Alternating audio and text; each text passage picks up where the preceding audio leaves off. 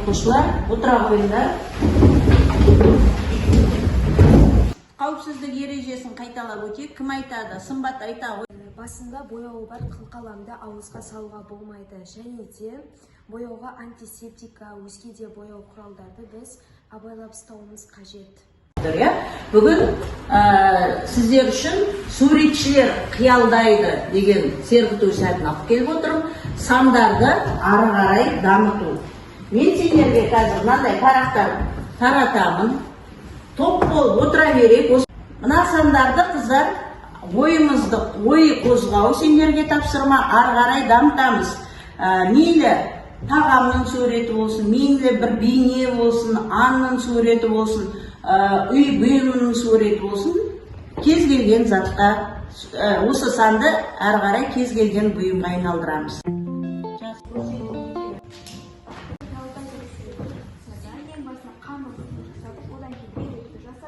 Одан кейін әртүрлі түсті көбелектерді жасадық және балықтарды жасадық. Одан кейін бізде құс жасадық және ұлулы жасадық. Бұның бәрі көбінесе жануарлар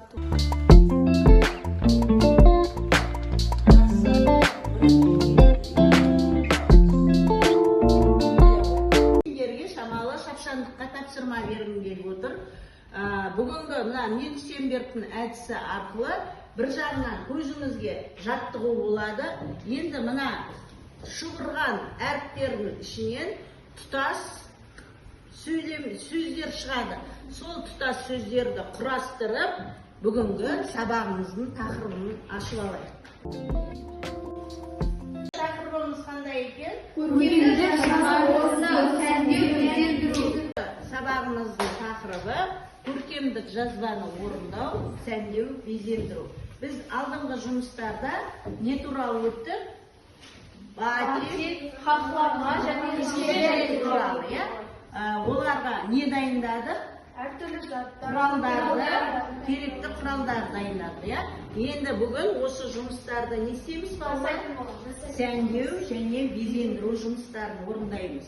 Бүгінгі біздің жететін оқу мақсатымыз күрделі шығармашылық идеялар мен сезімдерін білдіру үшін өнер құралдары мен әртүрлі техникада таңдалған қасиеттер мен тәсілдерін визуалды элементтер таңдау және негізделген түрде анықтау. Шамалы бүгін түстер үйлесімділігі, түстер палитрасына шамалы назар аударайық. Мен сурет салғанды өте жақсы көремін. Негізгі түстерді араластырғанда не шығатынын білесіңдер ме? Көк пен сары жасыл болады. Ал сары мен қызылды қосса, қызғылт сары шығады. Қызыл мен көктен күлгін түс шығады. Түстер үйлесімділігін қайталап шықтық. Енді өткен сабақтарға біз шамал шолу жазсақ, батиктің қандай түрлері болады балалар? Үш түрі болады, түйінді, салқын, ыстық батик. Жақсы. Міне батикті қазір осы батиктарды дегеніміз не балалар? Сурет салу. Керемет. Міне витраждың түрі мына жақта, әйнекке сурет салу бейнесі. Келесі хақлама өрнектері, ағашқа керемет, ағашқа өрнек салу. Өрнектері тек қана ағашқа емес, барлық бұйымдарға осы өрнектерді салуға болады. Келесі гжель өрнектер. Ол немен ерекшеленеді? Ақ және көк түспен. Жақсы, керемет. Мынау қандай өрнектер? Гжель өрнектері. Жақсы. Гжель өрнектерінде түрлі бұйымдарға бейнелей береді. Жаңа жылдық ойыншықтар, ұялы телефонның сыртқы чехолына, үйді де осы ақ пен көк арқылы өрнектеуге болады. Жақсы. Енді қыздар, біз шығармашылық, сарамандық жұмысқа көшейік. Міне 3 топ отырыста, осы 3 топқа мен мынандай тапсырма келдім. Бірінші топта еркін және түйінді батик техникасында тәжірибелік тапсырма орындайсыңдар. Түйінді, еркін және салқын батикті орындаймыз. Екінші топ, хақлама өрнектерін саламыз.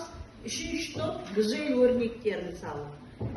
Біз өткен сабақта дайындап алған құрал жабдықтарымыз арқылы осы бұйымдарға сәндеу және безендіру жұмыстарын кірісеміз. Осы бұйымға біз хақлама өрнектерін салып шығаруымыз керек. Осы бұйымдарға өткен сабақта біз құрал жабдықты дайындап алдық. Түйінді батик, міне сіздер үшін мына құралдар түйінді батик жасайсыздар. Салқын батик және еркін батик.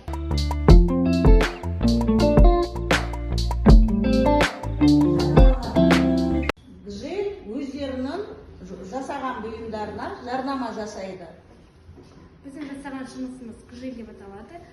Егер сіздердің үйлеріңізде ақ постерге сіздерге үйлеріңіздің көркін ашпаса, онда осындай бояу арқылы тәрелкелеріңіздің сәнін келтіруге болады. Ол өте көрікті әрі ыдыстардың көркін ашып тұрады.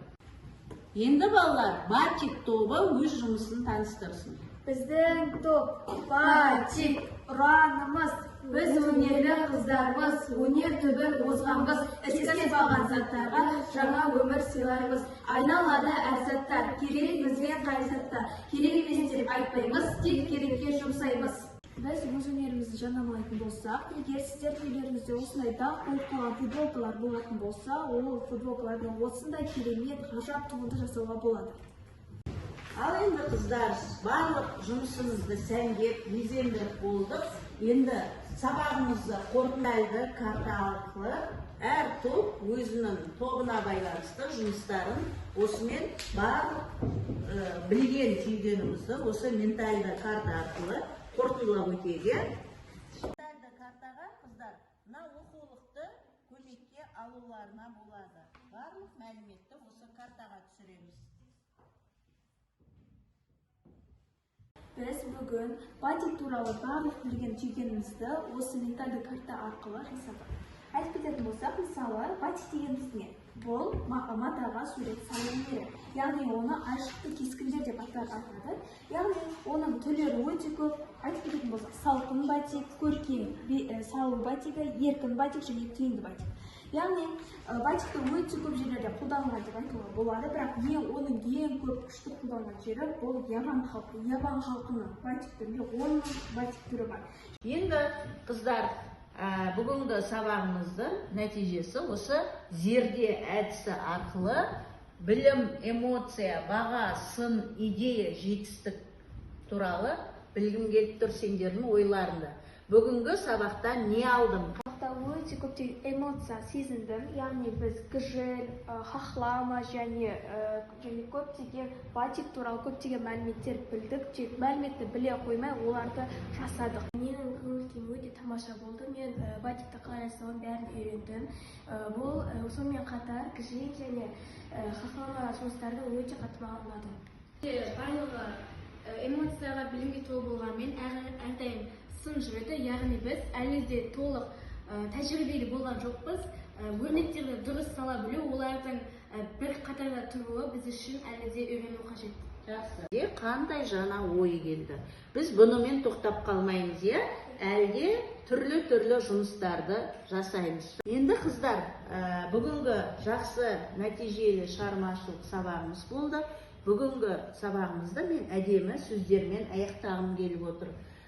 Сіздерге кішкентай мотивация болсын, Құлаудан қорықпаңыз, қайтадан көтерілмей қалудан қорқыңыз.